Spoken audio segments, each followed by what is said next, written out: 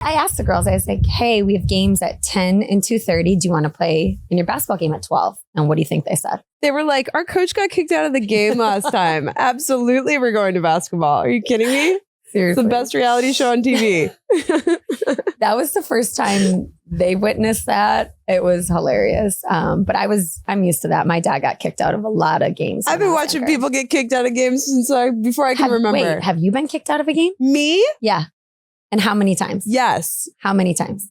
I got thrown out of a game before the game started one time. Wait. That was my best one. What could you have done in warmups? The referee was... I had an issue with this person before. And it was like something, we were in hitting lines and she came up to me, said something snarky. And I was like, I pretty much was like, I'll do whatever the beep I want. And like, don't talk to me. Go stay in your lane. I'm going to get a restraining order if you come up to me again. And she said, get out of here. You're done.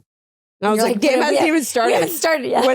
What in the police is going on here? And then went up to the tournament desk and said, I paid $20,000 to have my teams in these tournaments. You're not going to let me coach this game? Get out right. Go. So what happened? She doesn't referee anymore. Did you get to go back in the game? That game I did not. I was sitting up at the tournament desk yelling at him saying, this is unbelievable. My dad, I felt like got a red card, and like in volleyball, is there? So you'll get a yellow which is a warning, Okay. and that's literally just a person's warning. Okay. It's like, great, slap me on the wrist, keep going. If you're not getting a warning, you're not fighting for your team hard enough, right? Like, and then you'll get a red, and a red is a point for the other team. Oh, That's when you have to be careful. Oh. I haven't gotten one in a while. That's surprising. I get yellows all the time. Yellows don't mean nothing. Don't mean nothing. Yeah. I also am on camera all the time now. And so I've been getting less cards, which is so weird. Would you have thought it'd be the opposite? No. Okay. Wait, can we talk about that one clip? Wait, for anyone who has not seen it, Arielle got nailed with a ball. Oh, yeah. And I was so impressed with your like lack of flinch. Like it hit you hard, and you played that off so cool. I could get legitimately punched in the face in that moment in warmups, and nothing is going to make me flinch. Well, because like I'll literally take it and pass out. Like that's not like there will be no flinch of anything. Yeah, it's just not who I am. Yeah, it was impressive. Yeah, this one's a little bit different of a episode that we've got for everybody here. Why? Because it's finally a volleyball player for you. It's finally volleyball. We are like soccer people. I've been asked to be on 3 different soccer podcasts. Wait, that is first of all hilarious. Second of all, are you going to go on? Maybe. I'm like, I don't know any rules of soccer. Yeah, you do. You've been to how many BSC games? I have, but I'm there for the vibes. I'm there for the tequila and the vibes. Like I am not there. True. You're like invested in the game, and I'm like, we're here for a fun, good time. Yeah. Volleyball. We got volleyball. Okay, so the intro here. I'm so glad that this is our first volleyball guest. I remember playing at Big South when I was like, I want to say I was 16 or 15 years old. And this epic club team was at Big South. And sorry, what's Big South? You're exactly. This is how I feel with all of the soccer guests that I'm like, just what getting is me it? back. No, I'm totally just getting you back. Big South is a big club volleyball tournament. Oh, okay. Epic is the club that Juliann Faucette played for.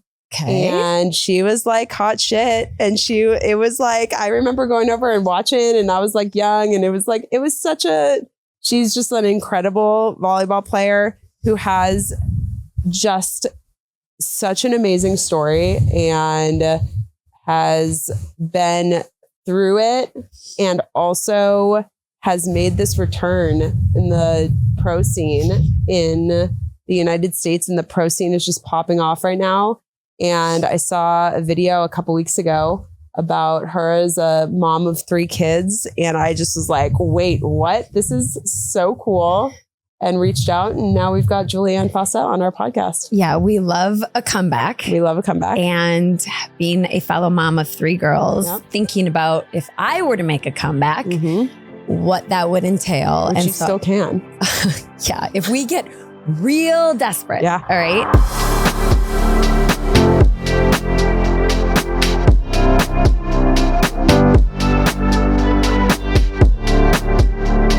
Welcome to the show, Juliann. Thank you. Thank you for that intro. That's so funny that you mentioned Big South. I remember that tournament because we only played in it once. So I remember you guys being there and being like, California teams don't usually come to this event. And I remember what year did you graduate high school? 2007. Okay. So you're a year older. And I think I was my younger team. I don't know. I think we might've been on the court next to each other or something. And I just have this flash remembering I had a girl on my team, I think, going to Texas. And I was like, I remember it so well. Like it was yesterday. It was not yesterday, unfortunately. No, it wasn't. It was not. But you went on to have such a great career at Texas. And yeah, I just remember watching your career. And now we get to watch you on the US soil playing still. It's so cool. Yeah, it's really awesome. The journey getting here feels wild. I never, ever thought that I would be playing as a mom. It was like my goal to play, have a great career overseas, because at the time there was no American league. And so we all had to go overseas and play. And I wanted to make the Olympics. And when I didn't make the cut in 2016, I was like, okay, cool. Like, I'm going to get married and I'm going to have some kids and like, I'm just going to be a mom. Yeah. And obviously that's not how it turned out because I'm playing with 3 kids and it's the best decision that I've ever made. So it's pretty cool to look at that. And, we always think that we're going to do something one way and that's usually not the case. So I don't know why I'm surprised. Yeah, seriously. Every time I think that I know what something's going to be like, I'm like, why did I even have any sort of expectation? Nothing ever looks like what I think it's going to look like. So yeah, exactly. But being like athletes and type A personalities, I know for me, like I always try to do that. I always try to prepare and think about what it's going to be like. But really a lot of the time, like it's the journey that you said that is really like part of it and to not focus on that. But I think as athletes, you have like these expectations and goals that we put on ourselves to get to those points. 100%. Right? Yeah. Did you play other sports growing up or was it just volleyball, or talk us through how you got to playing at UT? Yeah. So actually, until I was 13 years old, I was a gymnast. Wow. Which is always so funny. I started when I was 4 years old and I was actually a really petite girl. Like I was all legs, but tiny. And so I for sure thought that the path was going to be gymnastics. And I was really competitive. I was going to gymnastics 6 times a week for 4 hours a night. Yeah. So I was like very dedicated. My mom was a gymnast in college. So this was kind of like her like, oh, let's try gymnastics. And I was always climbing on things, always jumping backwards into the pool at like 2 years old. So she's like, we got to try to get this, hone this in. So I would say that like all of my core strength, balance came from doing that for so long. But then I hit this major growth spurt and my coach was like, no, you're not going to be able to do gymnastics. Your feet are hitting the uneven bars. Like you're just way too tall for this. So during that time, I was kind of like, well, what do I do? I've been doing this for so long. And so I started cheerleading, which I'm always like so embarrassed about, but it was like the only thing that made sense. And I had a couple of friends in school that were doing it and it was like competitive cheer. And so I was just a tumbler. So since I was a gymnast, floor exercise routines. So I just like strictly was a tumbler my first year. And then my second year I was a back spot because I was like 5'11" at this point. Yeah. And then by the time in between 8th and 9th grade going into high school, I had this major growth spurt where I finally hit like 6'1", 6'2". And so I remember someone being like, you need to try volleyball. And I was like, ew, like, I'm totally not into that. I was such a, like, doing an individual sport for so long. I wasn't like really a people person. So thinking about being on a team was scary. But I remember I did a camp one summer, my summer going into 9th grade. And day one, I was like, I'm obsessed with this. And I'm such a visual learner. So I watched like the top court with all these like awesome players. And I just sort of like watched how they were doing things. And because I had such good balance and, you know, I had jumped a lot and like leaped in the air, I was like, okay, let me figure out mechanically how this can work. And so it came really naturally to me. But I did do other sports. I tried basketball, which was an immediate hard no. Any physical touch, I was like, why is everyone touching my rib cage? Like, why are we pushing each other? I feel the same way. I was like, get off me. Like, are you kidding me? Exactly. You hit me, I'm hitting you back. Like, don't touch me. I loved it. Yes. And so that was short-lived. I rebounded really well, and I like would spike balls out of people's, you know, hands when they were trying to shoot. But other than that, I was like, this isn't for me. Volleyball was very much like a niche where it was like, we just high-fived, slapped butts, like when we did something great. And then you'd like, the other team is across the net. You're not really like interacting a lot with them. So it worked out. But I was a track athlete. So that was like my other sport that I really took a lot of time and pride in. And it was great because high school volleyball was in the fall. Spring was when track was. So I was a hurdler and a high jumper. And it actually really complemented volleyball. Like you're just conditioning all the time. And hurdles, you know, I was 6'2" and 3-stepping in between the hurdles while my competition was having to 4-step because they're a little shorter. So I wasn't a crazy sprinter, but I caught up with my leg, you know, how long my legs were. And so that was like 9th and 10th grade. I was really competitive in track and made it to like the state track meet. But I remember there's such a funny story of club volleyball is in the spring, as you know, and it conflicted with my state track meet where I had a regional tournament and a track meet in San Diego. So I grew up in San Diego, California, and we were in Anaheim. And I was like, okay, I'll do 2 matches and then I got to run down south to, you know, do my state track meet. And so my mom was like, hey, we got this. I planned this out. I got the timing right. And we like get on the highway and it's dead stop traffic. And she's like bawling. She's like, oh my gosh, I'm so sorry. She gets over to the far right and is just going down the highway with her flashers on. We finally pull up to the track meet. And when I tell you that my heat is walking out to the track, like I'm literally about to miss my race. She's like, get out of the car. Like she doesn't have time to park. I run. They're like, your heat's walking out. I'm like, give me my number. Hurry up. Like I'm ready. Adrenaline rushing. And I get in the blocks and I'm like, okay, focus. And like, I go win this race, crazy, like adrenaline pumping through my veins. My mom's at the fence, like screaming because she didn't have time to get in. I like run to her and I'm like, oh my gosh, Mom. She's like, great job. And I just like start bawling and I'm like, I can't do this anymore. This is too much. Like I have to choose one. It was like, too much. So I want to go back to volleyball. No. Yeah. Well, and I was like, I chose volleyball that day. So there comes a point where we have to pick, right? Like, but it's so, I mean, it's not surprising that you were a multi-sport athlete and doing gymnastics and cheerleading helped and track helped you in volleyball. But I think all of us have a story. Well, maybe not you as much because it seemed like volleyball was your thing from the start. Was my thing from the start. But I had to make the decision too. Like in high school, you know, same seasons. It was my basketball coach was like, you're missing too much. You have to pick. And sometimes it's forced, but for you, like sometimes it's not. And you hit it and you're like, yep, I'm ready to pick my sport and focus on it. And you know. Okay, so tell us about heading to Texas. How was the recruiting process, and how did you pick Jarrett?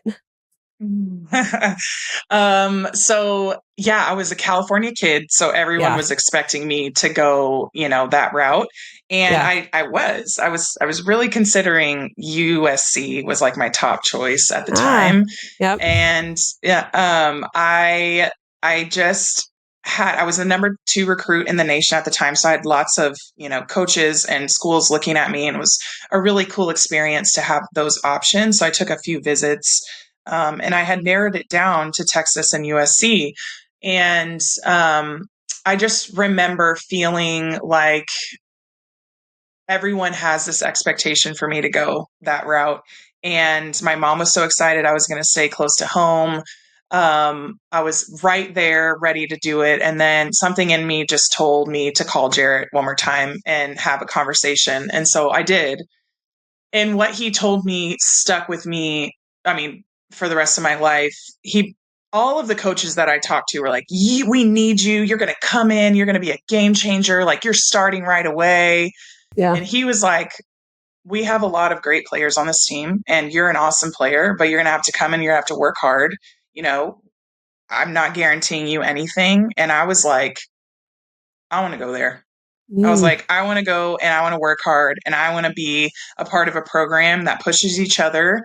And so it just made sense to me, that culture that he had built. And I think he was only 6 years in at the time, but he's still there. And it's really shown throughout, his time there, how the culture, how deep that is, and how the depth of the team, and how, at any moment you have to be on the top of your game. And so that draws me. I don't like to be handed things. I'm a hard worker by nature. And so it just really resonated with me. And so I was like, sorry guys, but I think I'm going to go there. And, everyone was pretty like shocked, but it was definitely the right decision. Yeah. It's awesome. You're still hanging around that campus. So it definitely was the right decision. How long has he been in the program? How long has Jarrett been there now?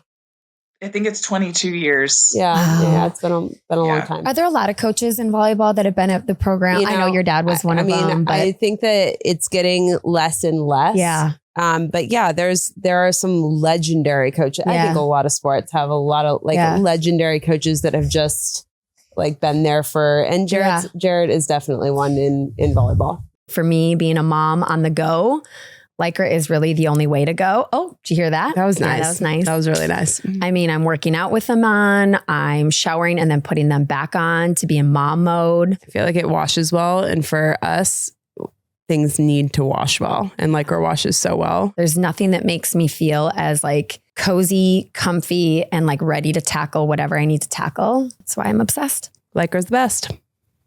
We on the show have been talking to a lot of moms and women in the sport about their redefining moment. And whether it is a good, bad, pretty, ugly, whatever it is, a lot of us have these redefining moments that have taken us into a different direction with our life and have really just changed perspective. And I think that has been a story that it's been a good lens that we've tried to share with a lot of people, and that stories that haven't really been told. So we'd love to know about your redefining moment in your life. Yeah. So I am a single mom. I was married for 9 years and recently got divorced. So, and it was a very difficult, traumatic situation that it took me a long time to get out of. But I would say that I always say, choose your hard. And so staying in something like that and, choosing to walk away are both hard choices to make. And so I decided what kind of hard that I wanted to have. For so long, I stayed away from, thinking about, I didn't want to be a single mom and how hard that would be and the unknowns of that and, how I would navigate it. And as, staying in the relationship, even though it was toxic and really, really hard, it was, I knew what that was like. And it just finally hit me that I'm not the person I want to be in this relationship, and I'm not the mom I want to be in this relationship. And I need to make sure that I'm choosing myself and my children. And so I did that. And I ended up making the best decision that I've ever made in my life. As hard as it was, as difficult as it was, it was the first time that I asked for help from those around me. I'm such an independent, strong person. People always compliment me on that. But in that moment, I realized like I need to be weak. It's time to ask for help. It's time to ask the people around me who've been waiting to help. And I've never seen anything like it. The village that I've built, the community that I have around me, the support, the love, I wouldn't be able to do it without them. And I didn't know until I'd made that decision that would happen. But I took the leap of courage, and I'm so glad I did, because the blessings that followed are, still to this day, I'm seeing it after a year of separation. I'm seeing all of these amazing blessings coming in my life. And so that is the redefining moment in my life, choosing to be, the mom that I wanted to be, choosing to be the person and woman that I wanted to be, despite the unknowns and the difficulties that I would face after. And so I'm just so, so thankful that I decided to do that. And I decided to choose me, because it's given me, the opportunity to play again. It's given me the opportunity to be an amazing mom to my kids and show them an example of what healthy relationships can look like. And yeah, it's been as difficult as it is, and it's, cheesy to say, but like when stuff like that happens in your life, it really does direct you and define you. And I wouldn't change what happened. It's not how I saw my life. I didn't see myself being a single mom. I didn't see myself having to be the full, caretaker, sole responsibility, sole provider for my kids, but I can do it because I have the support and the love, and I'm mentally healthy. That's, the number one thing. And it feels really good to take that courage. It's empowering. And so it's really kind of propelled me forward in everything that I'm doing. I'm like, hey, if I can do that, I can do anything. Yeah, that's and for so sure. That's really how I feel. And my kids see that, and they also can feel that way. So I'm looking forward to being able to, you know, provide that for them as an example, and continuing to be that, light in their life, so that they can look forward to like, hey, mom did it, I can do it. Yeah. And that's super important to me.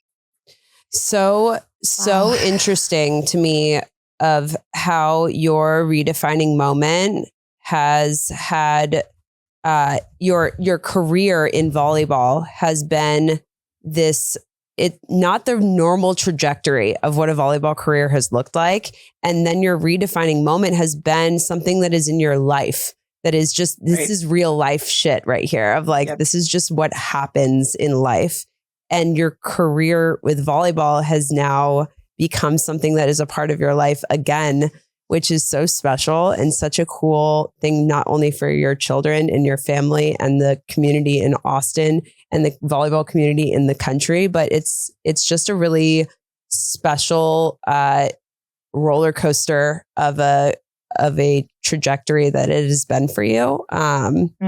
Really inspiring. It's something that I was thinking about last night when we were kind of getting ready for this, of how when you watch people do difficult things and have that trajectory that's not the norm, you feel empowered to, especially as a mom. I have 2 little girls at home, and like when watching you go and do the World Cup, and I went and took my 10-day-old on a plane and went across the country and doing these things that feel pretty superhero. Watching you do what you're doing, it makes me feel like I can get through the next things that are coming in our life. And it's just it's a really cool thing that you're doing right now. Thank you. Yeah. You are brave. You are empowering yourself, but also your kids. Yeah. and doing the hard. You deserve to be happy and be that role model for them. And I can't imagine, I'm not in your shoes, but for you to do what you've done, like, I just want to say how much you are going to inspire and maybe encourage other people that are in similar situations and in other situations, that you're going to give this extra push to go speak to someone or to give yourself the chance to be happy, because your kids are watching every move you make. Yeah. And it's a beautiful thing to hear you talk about it. And I know it probably hasn't been beautiful for a long time, but you deserve all of this. So just from a fellow mom to 3 girls, like, thank you for doing that thing and being so brave and strong, because you are going to encourage a lot of people out there. So, and to see you back out on the court, I saw this clip of your kids hugging you before the game the other night or last week. And I was like, that is the coolest thing that you can do for them. And volleyball hasn't seen that. Like, volleyball has not seen that at all. That is not something that is in the norm for our sport. Yeah. It is not. We haven't had the Alex Morgan taking her kid in front of 15,000 people. We haven't had those moments in our sport. And so to watch that happen. What other moms and role models have you had in the volleyball world, or maybe in another sport, that have inspired you and to try to help you like get through this? Yeah. So, first and foremost, my own mom, she, like I said, I grew up in San Diego, California, and she has lived there for 30 years. When I called her, when things first happened, I said, I need you, Mom. I don't know how I'm going to do this. I'm, here in Austin and don't have a ton of help. So she and her husband, my stepdad, sold their house and moved to Austin. They live 20 minutes from me. And it makes me super emotional, because it's like that sacrifice that she made for me and for her grandkids, and to allow me to do what I love to do and get back to that is amazing. And so I'm super thankful for that. She was a single mom as well and didn't have the support that she's offering me. So I think that's part of it. It's kind of like, knowing that she had to work 2 or 3 jobs, and I was with, nannies and different babysitters all the time. And she gets to offer me and my kids. That is really special. Yeah. I would say that Megan Hodge, she was Megan Hodge at the time, but now she's Megan Easy. She played at Penn State. She's one of my best friends. She had kids and played overseas. And, her husband came with her overseas whenever she played. She played in Italy. She played in Brazil. And to watch her do that was like super incredible. Also being, being able to see it firsthand as one of her best friends was, instead of watching from afar, was also incredible. But it was hard, and it was a struggle. It was hard on her husband, who worked full time and just had to like figure things out. And so, and obviously that's how it is. Nothing's going to be seamless. Nothing's going to be perfect with this, but it was great to see that and know that, okay, if she did that, then I can definitely do it. You retired in like 2017 or 18, right? To have your son. Talk us through that period of, retiring. You think you're closing the chapter, you have your son, to fast forward to this past year, having 11-month-old twins and saying, okay, I'm making a comeback. What was that like? And how hard was it to get back into volleyball shape? Yeah. Because that's what I'm wondering. Because Leslie's going to make a comeback soon. We're getting ready for a 7-on-7 tournament in North Carolina. So. Gosh. Let's go. I'll get your training tips, okay? Okay, yeah. I stepped away in 2017 after I had like a really good year. But I was ready to have children. I'd been married for 5 years at that point. And like I said, I had a plan of like, when I'm done, I'm done. And I'm going to raise these kids and be full-time mom mode. I got, a regular corporate job, was working, 9 to 5, got pregnant, had my child, and COVID hit. So that was cool. And we know how that goes. during that time, I had lost my job from, just let goes and stuff like that. And so I was just, at home, and I had gotten a call from my agent who was like, "Hey, I heard that you were thinking about playing again." And I was like, "Who did you hear that from?" Like, I had joked around with one of my best friends, Carly Lloyd, who is my current teammate, which we should definitely talk about her and I. She's also a mom. Yep. Carly Lloyd, the volleyball player, not Carly Lloyd, the soccer player. Yes. The moment that we realized that we both had a Carly Lloyd in our sport, she was like, "Wait, what?" And I was like, "Wait, you know Carly?" About? Yeah. That's so funny. So okay, keep funny. going. Yes. So she and I were joking about it. She was about to go play in Italy, and I was like, "Oh, that'd be so cool if I came back and was your teammate." So I guess word got out, and he was like, "Well, there's a team that really wants you, and they need a starting right side." And I was like, "You realize I just had a baby 3 months ago?" And he was like, yeah, they know. They're just like, they know your track record. They're like, they really need someone like you on the team. And they don't need you to be ready like right away. You can take some time and like during Christmas time. So this is maybe May, and they're like, Christmas time is when we really, really think that you should be ready. And I was like, okay. And I was like, well, it's COVID. Like, nothing's going on here. Like, might as well. Yeah. Why not?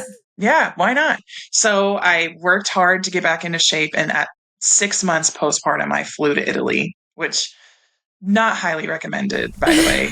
My body was not ready. So I pushed myself, and I got there. And the problem is that the team was not equipped for a mom. Like, I was a brand new mom, first of all. And second of all, they just didn't have any help, offer any solutions. I'm like, I'm in a foreign country, with my kid. You guys need to, like, can you help me find a childcare? Like, so it put a lot of stress on me. And I also was actually pressured to get ready earlier than I was expected. And so I would say the experience overall of like pushing myself back into shape, and this was 2021, I finally felt okay by like that January, and I was playing and I was pushing myself, and ended the season, feeling pretty top tier in shape, and like volleyball was going well. Our team didn't end up doing well, but in general, it was like, yeah, I could play again physically, but mentally I was like, I'm done. This is not for me. I can't do this if I'm not going to have the support I need. At the time, overseas volleyball was still the only option. So I was like, I'm good. I'm really good. I'm going to coach, and we're going to move to Austin because that's where I always wanted to live. And so I did that. So in 2022, I got pregnant with twins. Big surprise. And at the time, things in my marriage actually weren't going so well. So we ended up, separating when they were basically 6 months old. I had a conversation with someone with League One Volleyball, which is where I'm playing now, around November of 2023. My kids were 5 months old at this point. And, he had coached me on the national team. So we had known each other, and he also said, "Hey, what do you think about playing again?" And I was like, "Okay, listen, you guys, I just had twins. Like, what do you mean?" And he's like, "You have a full year before this league starts, and there might be a team in Austin." And I was like, oh, if there's a team, like, if I don't have to move. Yeah. Because that's my whole thing. I was like, I don't want to have to pick up and move. I've been doing that my whole life. I've got kids here. I'm rooted here. And so the thought of that was kind of intriguing. Also knowing I had a full year and having an experience before of knowing what it really does take to get your postpartum body back in shape. I was like, you know what? Let me talk to my trainer. So we chatted about it. We put a plan together, and he was like, okay, let's check it back in January. And I was like, all right. So I pushed myself for about 2 months and felt pretty good. And I had worked out throughout my pregnancy too. So like my body was in a good place. And in January, I was like, okay, like maybe I can see myself doing this. And so he was like, okay, cool. So let's get some film of you playing. And I was like, oh, that about like, that. The volleyball. Yeah. I feel in shape, but I can lift, I can do a power clean. It always stays with you. Yes, exactly. And so I was like, okay, I've got to get in a gym. And I had been, going to some Austin junior volleyball practices with the Sure. 16s team and like Yeah. helping them out. So like not doing much, but finally I called Jared. I'm like, hey, I need to come to your practice. I need to get some film. And they were in spring training. So it worked out great. And like, this is my first day in the gym with like, they just won a national championship with this group. I'm like, this is good. Like, this is high level volleyball. Yeah. And I thought they just asked for, basic serving skill, some passing, Yeah. some swings off of a setter.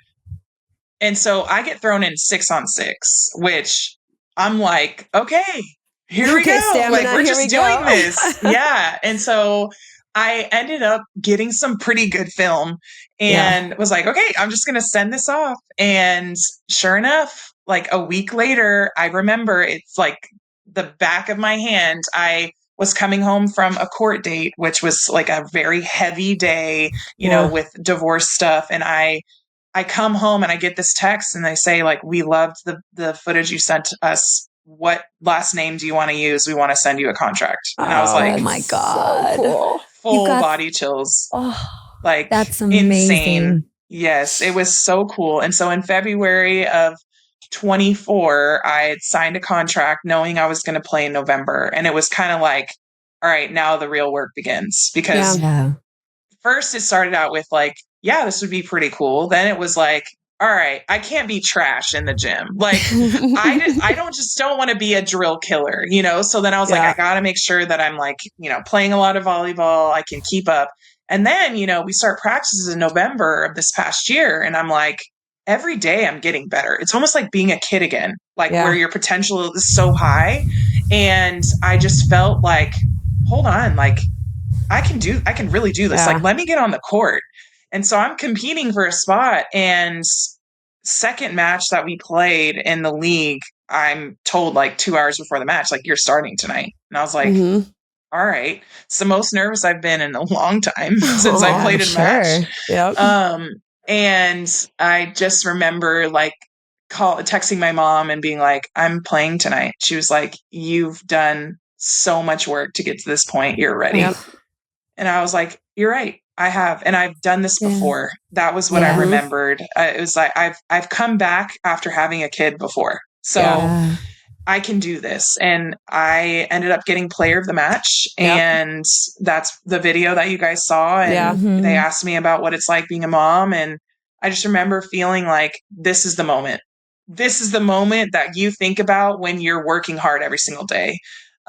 You don't always know you're going to get it, and that's okay, because it really truly is about the journey. But when it happens, it's like full body chills. Like, you can take a huge breath and just be like, hell yeah, I freaking did that.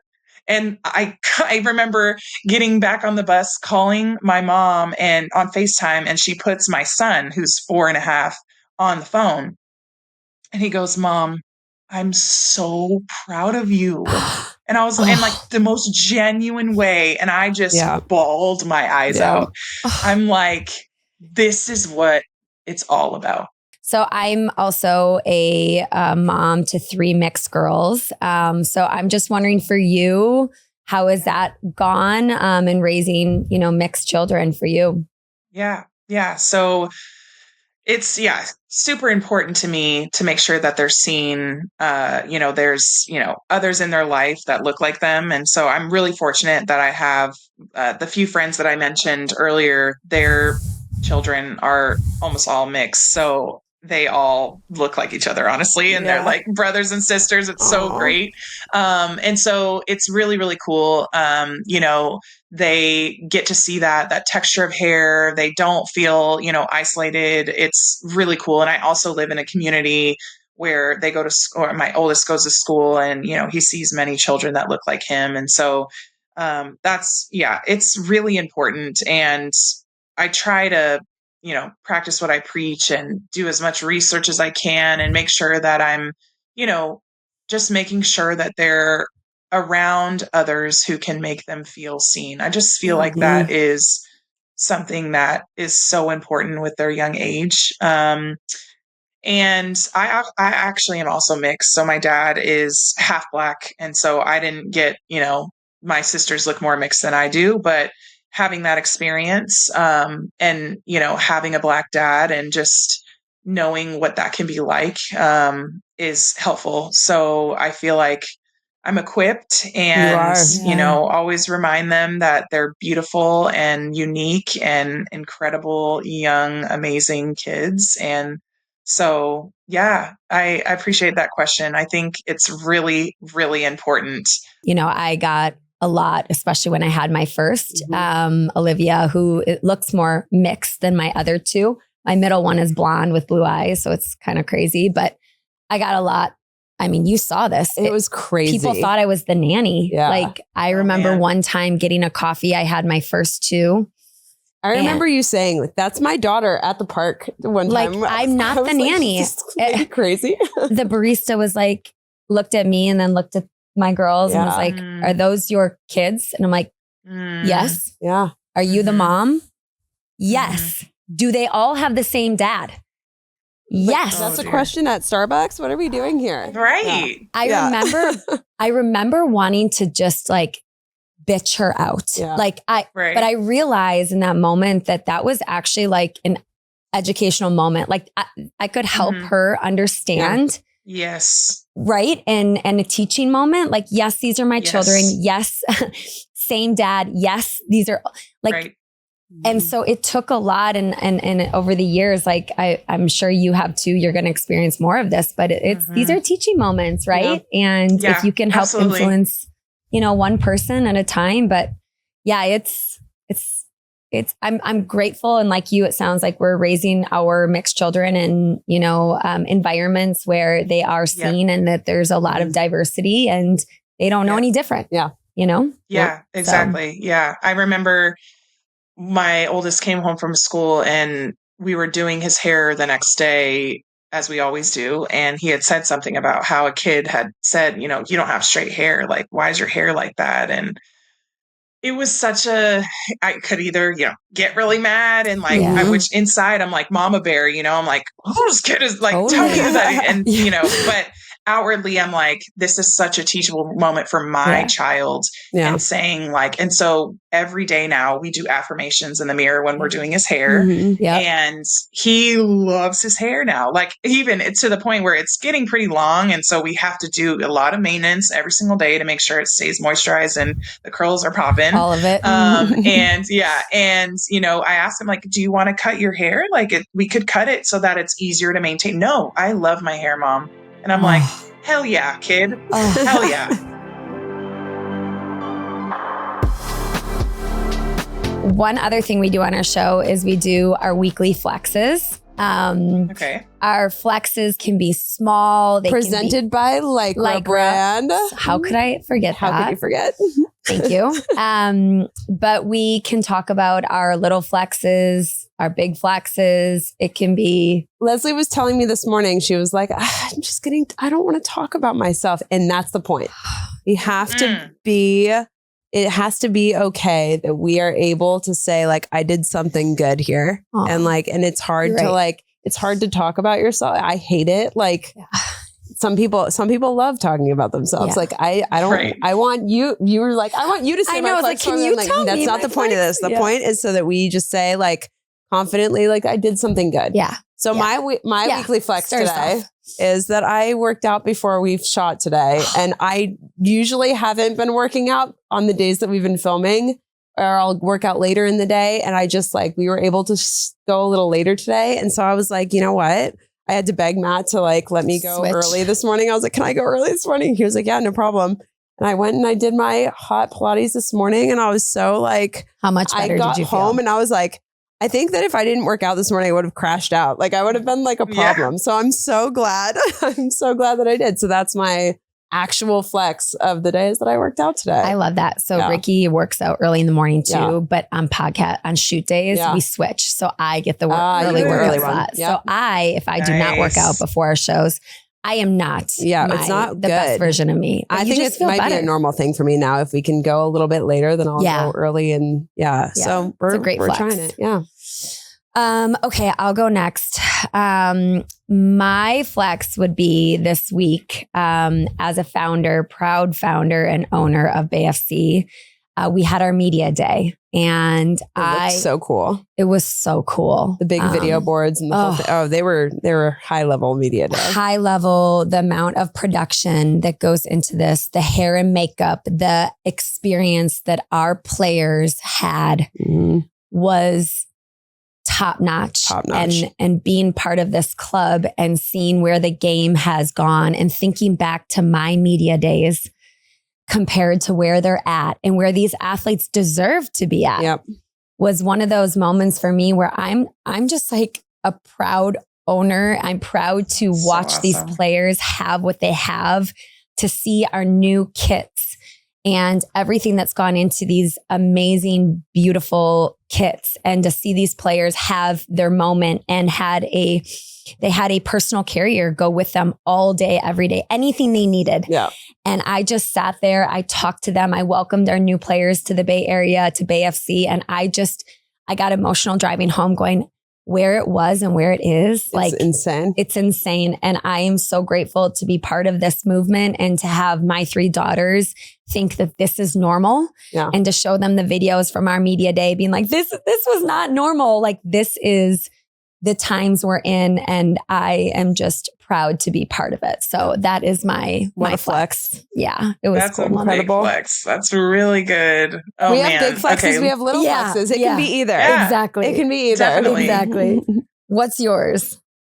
Well, I feel like today I also went and worked out, which I had a match last night. So for me, like, my biggest source of recovery is actually continuing to move my body, which kind of sounds counterintuitive, but like, I have to go to the gym after a match. And so sometimes I have family in town, and, there's a lot of moving parts with my kids and making sure that like they get childcare when I'm, going to do that. And so I was able to knock that out, and it felt like I immediately felt better. Like, body is just feeling like, okay, I can sustain. And so it's hard mentally to have to push myself to do that, but choose I'm really your hard. proud that choose your hard. Exactly. Choose your hard, because otherwise I wouldn't be able to walk tomorrow. So so I would say that. And also too, like, I was looking at myself in the mirror earlier, and I was like, I'm feeling my arms.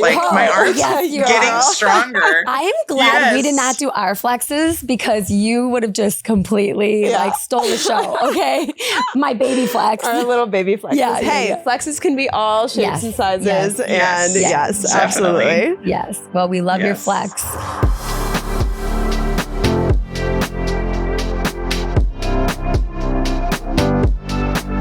It has been so amazing and inspiring to have you on. I think Redefined, your redefining moment, is very unique and has not been done a lot. And thank you for sharing your story. And I know that I am so inspired. Yep. I'm just very, very, very, very thankful that you are our first volleyball guest on here, because it's a special story. You are a special story. Yeah.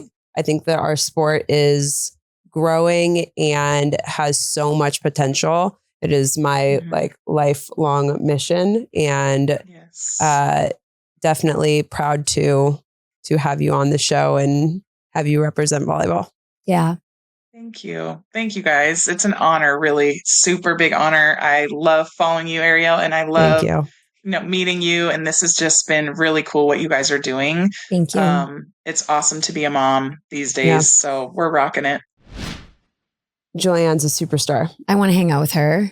I've wanted to hang out with her since I was 15 years old. Oh, what a cool moment for you to have. Oh, it was super cool. No, she's just like, she was a great college player, a great club player, a very close to making the national team, or the Olympic roster. And she's had an incredible career in our sport. And what she's doing now, I think just with her story, is just something that I'm so glad it's being told, and glad we're able to highlight it, and super cool. She's literally one of the reasons, and I didn't even know her story, when I thought about the show and why we were doing it, Mm-hmm. she's the reason. Yeah. Like more people need to know about her story. Yeah, I agree with that. What she's accomplished. I think about the moms out there playing pro soccer that have had 1 kid, 2 kids. Yeah. To come back from twins, 3 kids, and you're a single mom is some good shit right there. great shit. We're redefining redefined. We are. So thank you for following us along, liking us, subscribing to wherever you watch your shows, Apple, Spotify. We appreciate you. Follow us on social media too. Yes. See you all next week. Yeah. Another amazing guest. Can't wait. Can't wait. See you Bye. soon.